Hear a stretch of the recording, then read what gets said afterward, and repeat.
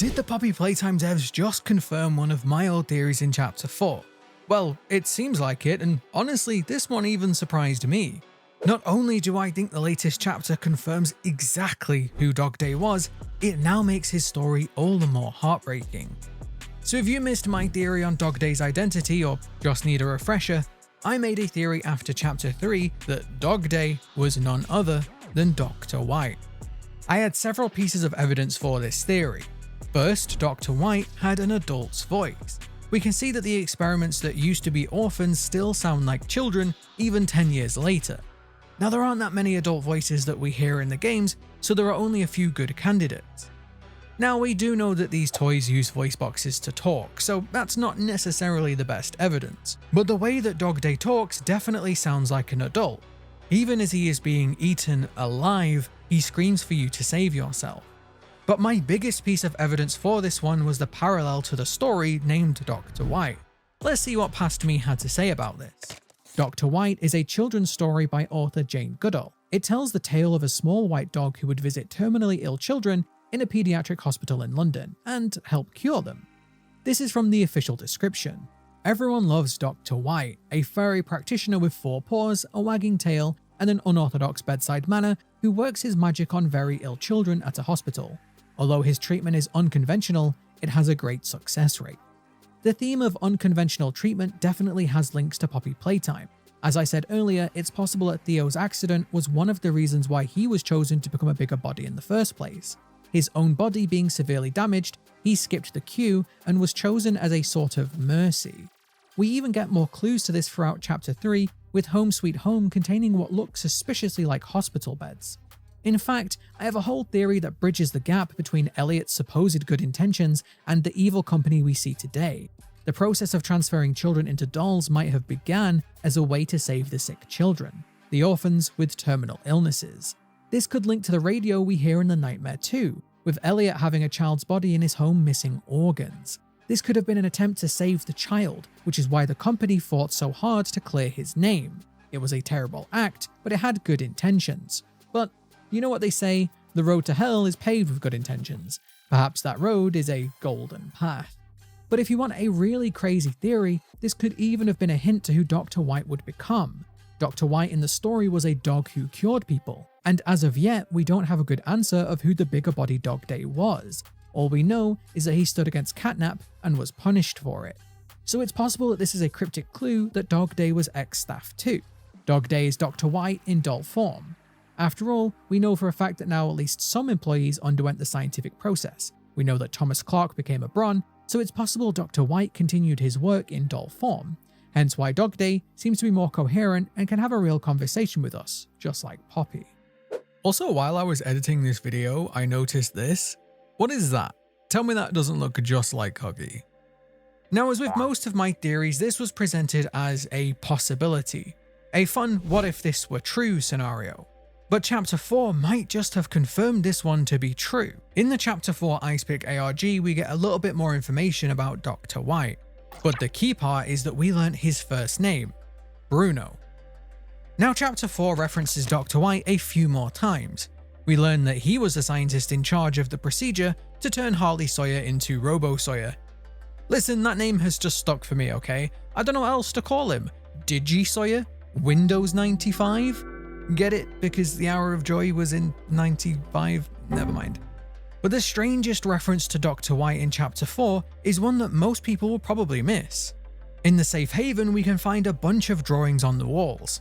One of them shows Dog Day protecting the safe haven alongside Kissy and Doey, which now perfectly explains why Dog Day was labeled a heretic in Chapter 3. But another one, right next to the generator room, shows a dog with the name Bruno. Yup, as in Dr. Bruno White. Alright, if you're still not convinced, there was even another hint in Chapter 4. In the VHS tape that we find in the secondary labs, you can see that, as usual, the names in the subtitles are color-coded to help you determine who is speaking. Well, as pointed out by Night Sparrow, Dr. White's color is exactly the same as Dog Day's in Chapter 3. This theory isn't looking so crazy now, is it? So okay, the Dog Day we met in Chapter 3 was indeed Dr. White, but why? Why was this scientist turned into a bigger body? Well, we don't have an answer for that yet. Don't worry though, I have a theory. So as I said earlier, we learnt in Chapter 4 that Dr. White was the one the executives chose to carry out the procedure to turn Harley Sawyer into an experiment.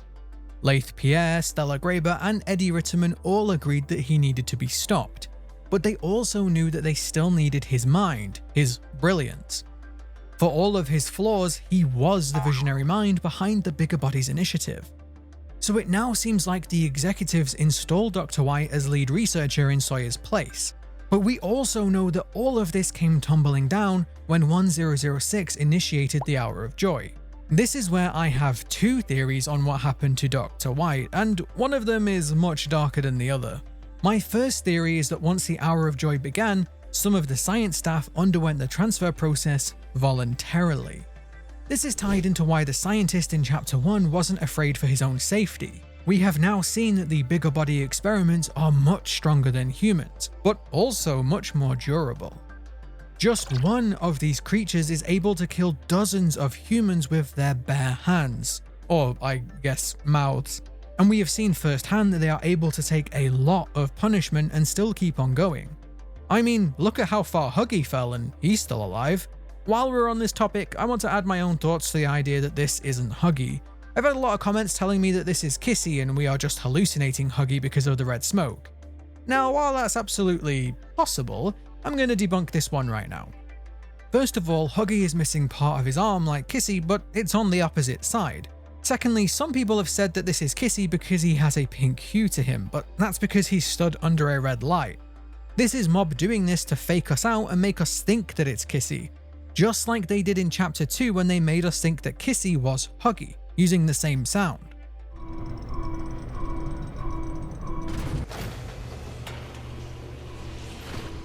As I said in my last video, these two are a pair. They are mirrored. Huggy lost an arm trying to kill us, while Kissy lost one trying to save us. They are opposites of each other. Finally, there is no way they are going to set all of this up since Chapter 2, putting in dozens of clues and hints, only to say, ha, just kidding, it was Kissy all along. It's just not going to happen. If anything, I think Kissy and Huggy are going to have a big fight in Chapter 5, and one of them is going to kill the other. This would fit into the theme of war that the series has been setting up, and would also be extremely poignant considering the game shows them as sort of a couple. So, back to my theory. Some of the research staff might have chosen to be turned into bigger bodies to increase their odds of survival. If you think about the labs, we finally got to see where they are in the factory at the end of Chapter 4. They look incredibly secure, with thick metal doors protecting the entrance, but then also being protected by the red smoke. Whoever was inside the labs during the Hour of Joy was likely pretty safe from the carnage outside. But they were also on a ticking clock. I doubt they had much food in the labs, definitely not enough to survive 10 years. That meant that while they were safe for now, the staff knew that they would have to leave eventually, meaning that leaving as a giant toy was likely their best shot at getting out. However, I have an alternative theory. There is a chance that the Doctor didn't choose to be transformed into Dog Day, he was forced. Once again, we learnt this chapter that it was Dr. White that performed the surgery on Harley Sawyer. We also know that Sawyer really is a petty man. He has held a grudge against Elliot for kicking him out of the Young Genius program for all these years, and he talks about the rest of the staff as backstabbers and traitors. Which, in this instance, is actually fair, but you know what I mean. We also learn in Chapter 4 that Sawyer and the prototype seem to be working together to try and make some sort of scientific breakthrough, one that they struggled with even when the factory was fully operational. Well, what if Harley Sawyer turned Dr. White into Dog Day to get revenge? White stole his body, so he did the same in return. He might have even convinced the prototype that it was a good way to keep working towards that breakthrough. They would need to keep experimenting, and they would need test subjects. Perhaps Harley Sawyer even tricked Dr. White into leaving the labs, just like he tricked the Warden. Maybe even once the Warden gave him the Omni Hand, that was enough for Sawyer to open the labs himself, using his robot henchmen to drag the science staff out to be used as test subjects. There would be a cruel kind of irony in that, and I could absolutely imagine the prototype doing this to the staff as a sort of revenge for what they did to the orphans. After all, Poppy says the labs are the prototype's home, and I doubt he wanted to share that with those staff. Either way though, Dog Day ended up choosing to protect the toys in safe haven, maybe out of guilt for his participation in the experiments, or maybe he saw this as his best shot at overthrowing 1006. In fact, this makes more sense to me. We see in chapter 4 that there are a lot of references to war, but the prototype murdering the experiments doesn't fit with what we know of his personality type. If anything, the prototype seems to be the one that is on the side of the experiments. But I think all of this makes sense in the framework of the story we have been given. All throughout Playtime Co.'s history, decisions have been made with good intentions that lead to bad outcomes. I have theorized that this scientific process began as a way to save sick and dying children. This was an extension of Elliot Ludwig's mission to bring joy to as many children as possible. But his research ended up twisted into something that was used by others for profit and for power. Now it seems like the prototype overthrew the staff so that the experiments could have the kingdom. He gave them freedom, he gave them food, he gave them joy. However, not everyone agreed with him. Poppy agreed that he was right, none of these toys could ever really leave, but she hates him regardless. Some of the children didn't want to eat the human staff, as we saw with Riley, and it seems like this alliance of toys was set up to stand in defiance of the prototype and his ideals. But once again, if Dog Day was conspiring against the prototype, recruiting toys to fight back, he was, in a way, starting a rebellion. I've been saying for a long time now that the prototype isn't outright evil. There have been far too many pieces of evidence that show him trying to do good. He saved Theo's life and later shows him kindness. I even theorized that killing him was done out of mercy. He was putting an end to his pain and suffering. I mean, look at the body language here. There was no need for the prototype to be gentle in this moment. He could have easily torn Catnap apart if he wanted to, but he gestures slowly, he lets Theo make that choice. Now yes, maybe he was just manipulating Theo all along, but why then does the prototype save his life? He was about to escape. He had the door open. If he was an evil villain all along, why go back and throw away that freedom for a boy if he didn't truly care for him? But we saw in chapter 4 that the prototype even gave these rebels a chance. In a note that we find in Yarnaby's area, we learn that the prototype gave these toys, the ones that were defying him, 24 hours to surrender. The offer is to join them and they will spare their lives. It really does seem like the prototype once again tried to solve this without violence. But once the toys made it clear they weren't going to join him, he considered them his enemy. But if Dog Day is Dr. White and he was trying to overthrow the prototype and take control of the factory, then that would be undoing everything 1006 had fought so hard to achieve. Now I'm not saying that 1006 is a good guy necessarily, but I am saying that he's doing what he thinks is right. Once again, good intentions leading to bad outcomes. 1006 had the staff slaughtered to free the experiments and stop any more of them being made. But look at how these toys were being treated. Some of the staff hated them. They treated them like monsters. They locked them in cages, and some even starved them. That is now very ironic, since this is exactly what 1006 had Catnap do to the teachers. Again, it seems more like a revenge motive than anything else. I think 1006 really did try to make a utopia for the toys, but over time, with food getting more scarce and no apparent way to get any more, 1006's kingdom started to crumble. Once these rebels refused to surrender, well, the prototype figured out a solution to his lack of food problem. He is, after all, very resourceful.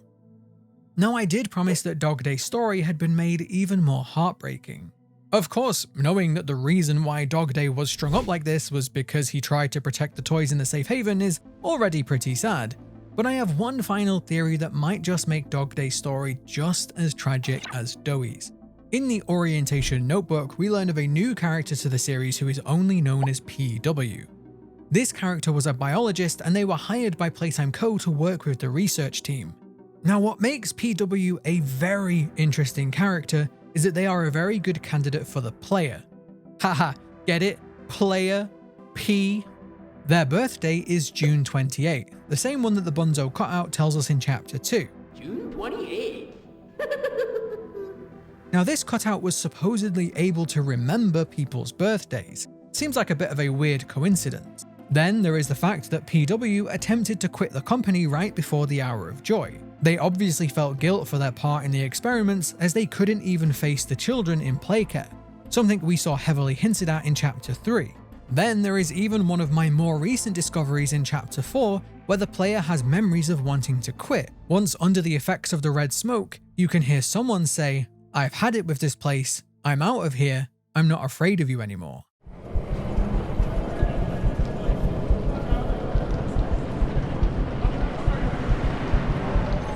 This, combined with the fact that the player has memories of the nature sounds you can hear in the labs, leads me to believe that the player has been to these labs before. Which, if the player is PW, then it would make perfect sense as to why we remember it all and we have such guilt for it. But there is one tiny wrinkle with this. PW was persuaded to stay. But maybe, just maybe, PW managed to escape. Or maybe they were taking some time off after their decision to leave. The reason why I think this theory is so tragic is what Harley Sawyer said to us in Chapter 4. Sawyer theorizes that we came back to find out what happened to a loved one. He says that there is no way that a simple letter could have convinced us to come back. I actually have a whole theory about that, but we'll save that one for another video. Well, if the player is indeed PW, then what if the W stands for White? As in, Dr. White's married partner. This could all make sense. Perhaps PW met Dr. White at work. They would have both worked together in some capacity. Maybe it was even Dr. White that convinced them to stay. If this is true, then the dialogue between us and Dog Day makes so much more sense. Even as he's being eaten alive, he begs us to leave. No! Leave me! Please! Just go! Run!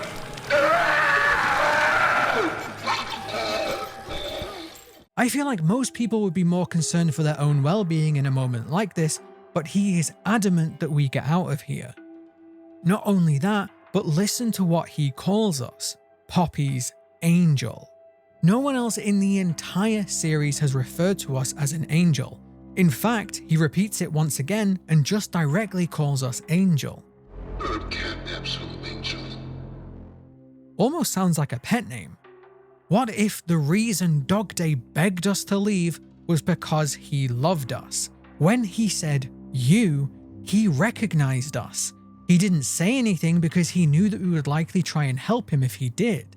If we came back to find out what happened to our partner, then this would make the story all the more tragic. We didn't realize that we had already seen him and we didn't even get a chance to say goodbye. Now we just need to figure out, did Poppy know this information and has she been keeping it from us? So what do you think? Do you think I'm close with this one? Do you now look at Dog Day with a different lens? Or do you think I am once again overthinking? Let me know in the comments below. Thank you very much for watching, and I will see you in the next Tericho Theory.